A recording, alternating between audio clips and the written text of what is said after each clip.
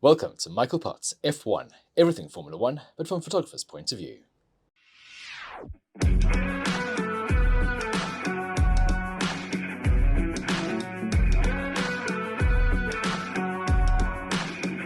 Race 10, the British Grand Prix from Silverstone. Lando Norris. Lando bloody Norris. Who was thinking at the start of this race weekend that Norris would be claiming second place in the British Grand Prix? Sure, the teams brought an upgrade, and there were signs in the last race that things were improving, but second place is monumental. And let's not take anything away from Oscar Piastri, who, remember, wasn't running the full upgrade package that Norris was. He finished in fourth, and really should have been third. He was exceptionally unlucky to lose that place to Lewis Hamilton during the safety car period. Silverstone delivered another cracking race. It's always exceptionally exciting, and there's always an amazing presence of home fans. This year, 480,000 people visited the track during race weekend. That's the highest number attendance so far this year, and it's not far off the all-time record set in 1995 by the Adelaide Grand Prix of 520,000. It is one of the best events to attend as a fan. There's so much going on. So much to see, so much access to the drivers. The race organisers in Silverstone do a fantastic job to make sure everyone's race weekend is brilliant.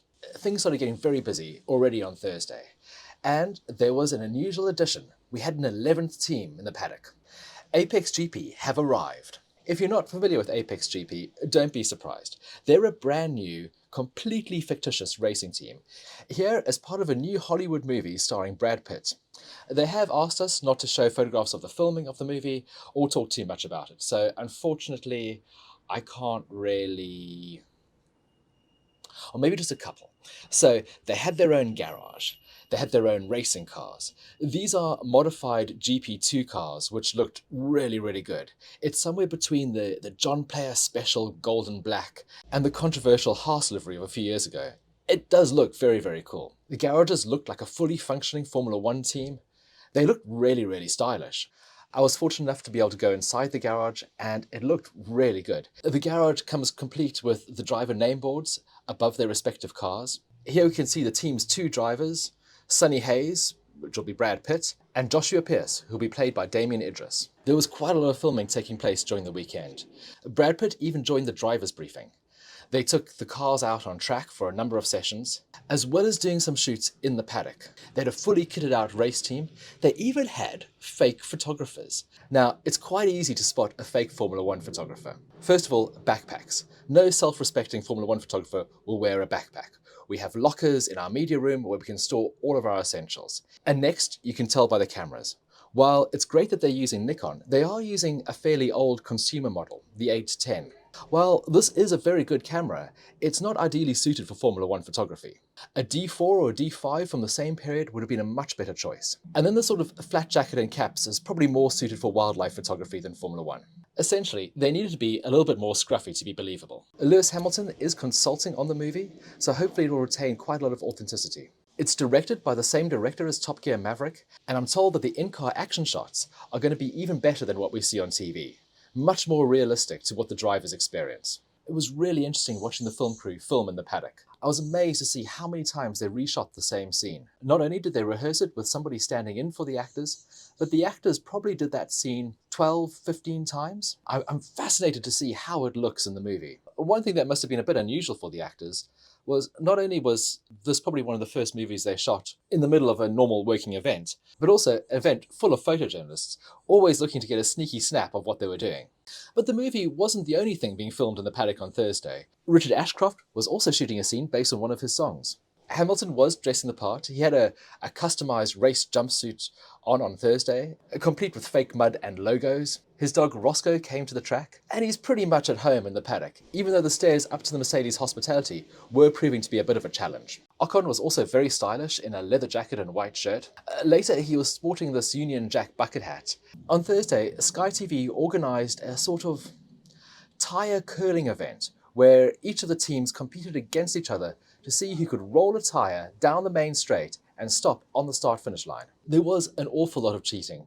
Probably George Russell got the closest in reality. We had two stunt doubles representing Sergio Perez and Max Verstappen, who made a fairly good attempt at looking like the real drivers. For free practice 1, I was back in the pits, but this time I had access to the pit wall. And at the British Grand Prix, that's quite important. The track sort of drops away towards the pit exit, and you can get onto a wall and shoot down on top of the cars, which is not something you can do at many other tracks. From here, you can also get a cool shot of the cars coming out of their garages, and you can get this cool shot of all the cars lining up just before the session starts, as they all make their way out on track. Lando Norris had a very cool new chrome helmet to match McLaren's chrome updated livery. It was a bit of a nod to a previous livery that McLaren ran with their Vodafone McLaren Mercedes. This was an absolute stunning car. Williams were also running a custom livery, celebrating 800 races in Formula One. No one I spoke to could work out how they got to the number of 800 because they have been in a lot of races, but I'm just not sure this one is their 800th. Anyway, the livery looks great. Alex Albon was also running a custom helmet, and he did incredibly well in free practice 1. The new upgrades to the Williams are doing exceptionally well. For free practice 2, I went down to Club Corner. This is the last corner in the track, and it's named after the Automobile Association's club. It's a great place to photograph the new pit building from because you can get a car in front of the iconic Silverstone wing, and shot with a slow shutter speed, it looks really cool. The weather was absolutely glorious during free practice 2. The sun was shining, blue skies, and it was ideal circumstances to be photographing Formula 1 cars. They looked majestic as they handled the Vale chicane. Unfortunately, that glorious weather wasn't to last. Free practice 3 started with very, very grey skies, and for some reason I convinced myself that it wasn't going to rain, so I didn't bring any of my rain weather gear out on track with me. Maybe a Hollywood stunt photographer style backpack would have been quite useful at this moment in time. Things started off nice enough. I started shooting from the top of the Paddock Club balcony, and I got this interesting shot of Lando Norris pulling up at the end of the pit lane. He had left the garage with part of a cooling unit still attached to the back of his car. The team just couldn't get it off in time, so one of the mechanics had to tear down the pit lane and remove it before he could proceed. From there, I went to the circuit's iconic corner complex of Maggotts and Beckett's. This is probably one of the most famous sequence of corners in the whole of Formula One. The drivers take this sequence flat out. I've done it as a passenger in a road car, and it's quite terrifying even at those slow speeds. It's somewhere where you can really see a Formula One car come to life. This slow shutter speed shot of the McLaren gives you a sense about how fast the cars are travelling. It also gives you a nice view of the new livery. It really is looking quite good. In this sequence of corners, you can see the cars changing direction, sparking. They just look incredible. Unfortunately, it was at this point when the heavens opened and I got absolutely soaked. But I did manage to get some cool shots of the cars driving in the wet. Spray coming off the tyres, and getting those shots makes all the discomfort worth it. I wasn't going to get caught out twice. I took everything for qualifying. I took a rain jacket, ponchos, lens covers. I was going full wets. I shot this section from the final sector on the inside of the lap, and it was incredibly dramatic. Lewis Hamilton went off at Stowe, into the gravel trap, somehow managed to keep the car going. He got back on track.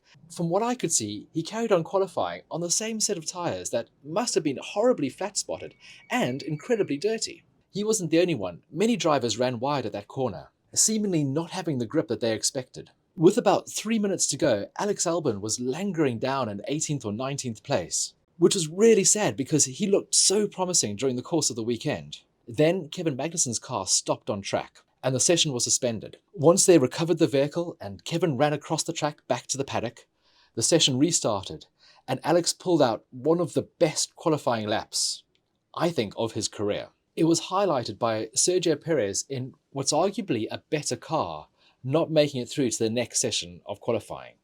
This is the 5th race now that the Mexican has failed to make it into Q3, and he's giving himself such a difficult time on Sunday as he has to make up all these places for his bad starting position. Incidentally, in all those 5 races, Max Verstappen has started on pole and has won the race. Although the Williams looked like it could threaten the top 5, Albon had to be content with P8, ahead of Lewis Hamilton in P7 and George Russell in P6. But the stars of the show were the 2 McLaren drivers, Lando Norris and Oscar Piastri, taking 2nd and 3rd in qualifying. Lando came within a whisker of snatching a famous pole position at his home race. And Oscar's result was absolutely mighty. Remember, he didn't have all the upgrades that Lando had.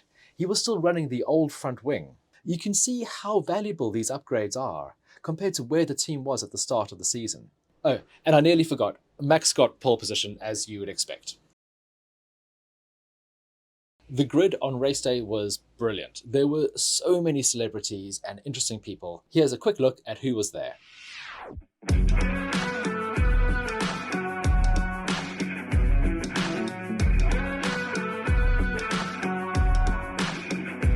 The Apex team were on the grid, both cars in the final 2 slots. The drivers took part in the national anthem ceremony, but due to cunning camera angles, you might not have seen that on TV. I only saw them when they were walking down the grid towards their cars. I raced down the grid to get a good spot of them as they walked past, but I was yanked away unceremoniously by one of their security guards. The cars were present for the formation lap. One remained on the grid, and the other one turned off at turn 1. The organisers had made some changes due to last year's horrific crash, so we were sent to the grandstand. And actually, it was quite cool being there because Lando Norris took the lead on turn 1 and the whole of Silverstone erupted. The crowd next to us went absolutely wild. For the first lap, it looked like Oscar Piastri was also going to get ahead of the Dutchman. But then, as the race progressed, Max started exerting his dominance, and it wasn't long before he took the lead, and the rest, as they say, was history. Well, almost. Kevin Magnussen's car once again failed him, this time with flames. This triggered a safety car, and that bunched up the whole field, with many of the drivers taking a pit stop. Lewis Hamilton timed his perfectly and was able to get ahead of Oscar Piastri. And it was terrifying when I saw Lando Norris's car coming past with new hard tyres on, followed by Lewis Hamilton with a set of softs. Hamilton was going to have so much more grip at the restart, and the young Briton was under so much pressure from his more experienced compatriot, driving expertly and somehow holding him off to claim second place. Hamilton's incredible run at Silverstone continued. He's now only never finished in the top 3 on 4 occasions out of 18 races at this track, only failing to score points on 1 occasion. Oscar Piastri was bitterly disappointed to finish 4th. This really should have been his first podium. He drove exceptionally well, and you can really see why McLaren went to so much effort to get him to drive for them. He is a truly gifted racer. Alex Albon put in a mighty performance to claim 8th place, and his teammate Logan Sargent got his best ever result, 11th place. Just 1 off point scoring position. But the day belonged to Max Verstappen, who has now won 6 races in a row. He's scoring full houses where he gets pole position, fastest lap, and winning the race at will. 3 in the last 4 races. His winning margin was reduced because of the safety car, but he really is still in a class absolutely of his own. Red Bull have now equalled McLaren's record of winning the most consecutive Grand Prix. It's 11 in a row. Their winning streak is actually a little bit longer than that. Out of the last 21 races, they've won all but 1. Only George Russell's triumph in Brazil last year stands between them and a truly gargantuan record. There was a funny moment on the podium. The drivers are rewarded with quite a modern winner's trophy, but there is also a beautiful gold trophy that dates back to the first race, the 1950 race at Silverstone. That was the first ever Formula One championship event. This trophy gets presented to the drivers, but they're not allowed to keep it. It stays at the track. And it's the last trophy to be presented. But before they could do this, the drivers had thought the presentation ceremony was over and started spraying the champagne. So everything had to stop for Max to receive the gold trophy. And as soon as he did that, Lando Norris whacked his champagne bottle on the podium and got the spraying started again.